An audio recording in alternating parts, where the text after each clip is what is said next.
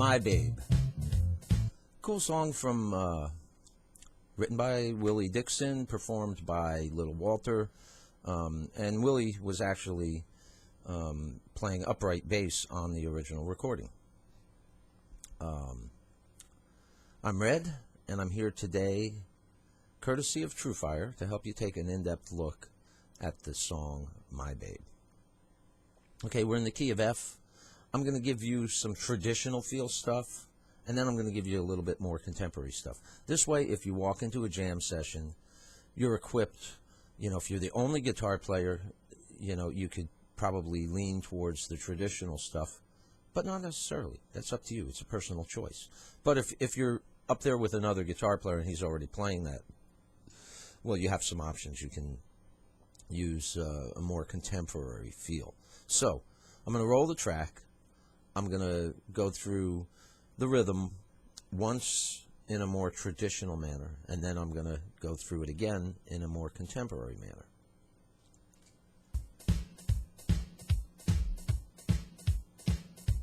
I'm using this hammered half thing, hammered third.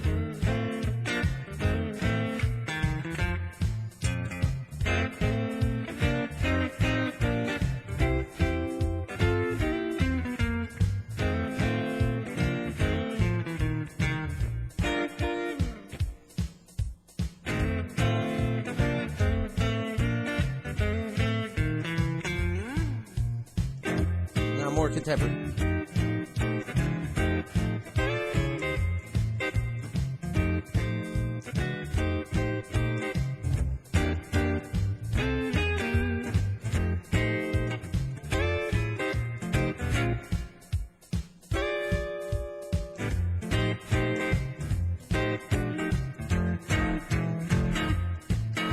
Okay, so there we have two different options. One is using major chords with hammered thirds.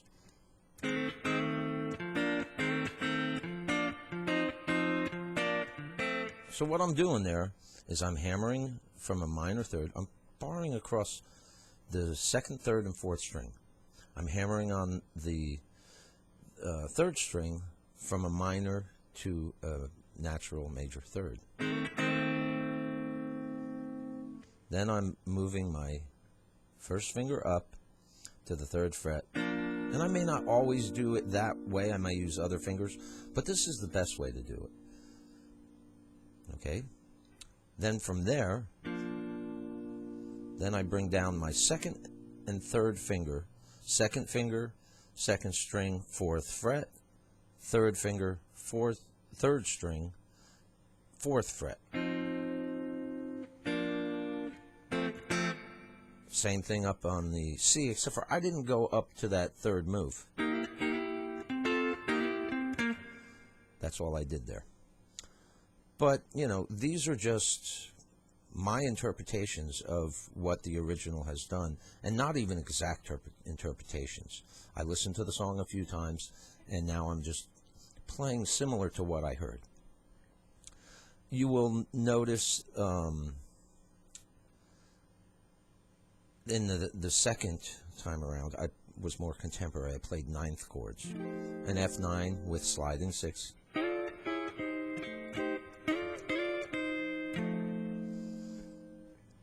The 5 chord with sliding six. The 4th chord, on this time around, you'll notice I hit the B flat 9 and then played a B flat diminished. In the original, it doesn't use a diminished on the guitar. However, if you listen closely, you will hear somewhere's in there, vocal or whatever, there's a diminished feel happening. So, a nice alternative. It either stops on the B flat and the vocal carries on, or you can hit that diminished chord. Okay, so that's pretty much it for the rhythm. Now for the soloing. You may or may not hit a different progression. Sometimes, on the original, they actually change the progression for the solo. They go to a standard 1-4-5 with a fast 2, or quick change, whatever you want to call it. But when you get on stage, you may or may not get that. They may just stick with the standard verse pattern. So be prepared to solo either way. The important thing is to listen so that you hear the changes, and then you can play according to the changes. I'm just going to use, F minor pentatonic. I'm going to add in some major tones, chord tones, scale tones. But for the most part, I'm going to be minor pentatonic. Something else that I did that I might do during rhythm or lead, and I just want to point this out real quick, is I cupped my pick basically between these two fingers, and I grabbed the low E string with my thumb, played an F, and popped that string. It's just a cool accent you can use. So, look for places where you can use cool little accents like that. I use them all over the place in shuffles, a lot of different applications for that.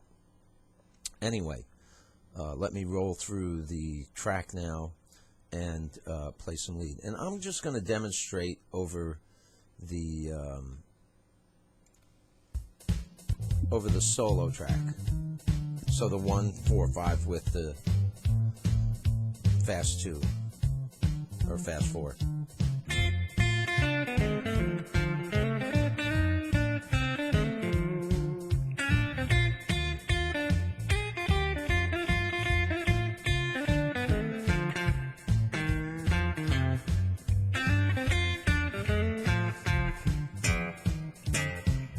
You get the idea.